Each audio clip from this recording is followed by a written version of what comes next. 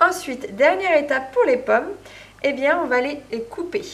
Nous avons nos 2 pommes, par exemple celle-ci. Toujours dans l'assiette, je vais retrouver 2 couteaux. Hop. Je vais les couper. Alors on peut les couper de plusieurs façons, mais toujours faire attention, c'est à nos doigts. Hein. On va utiliser bien le couteau, on le laisse toujours contre, et puis on va bouger.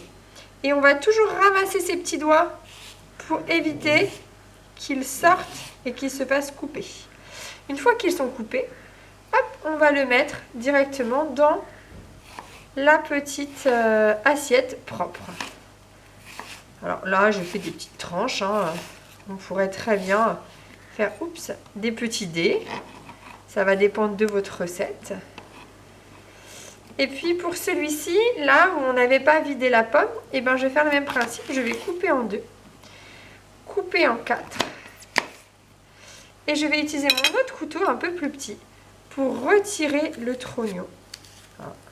Et je vais le mettre dans mon assiette tout à l'heure qui me servait déjà de poubelle.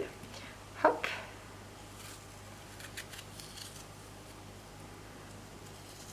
Hop. Voilà. J'ai oublié de couper la deuxième partie. Alors vous avez vu, à chaque fois, je repose mes ustensiles, mes couteaux sur l'assiette, hein, pour pas qu'ils soient au sale sur mon plan de travail. Et puis là, je reprends. Et puis cette fois-ci, je pourrais très bien, voilà.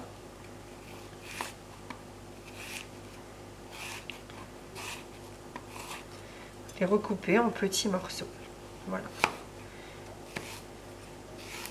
Ça va dépendre si vous faites une compote de pommes, une tarte aux pommes, un gâteau aux pommes. Selon votre recette, vous allez les couper de façon différente.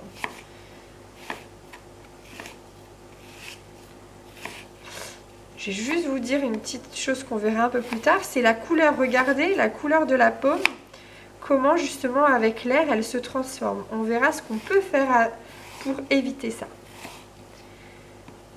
Hop. Et si vraiment, hop, j'en ai beaucoup, je lève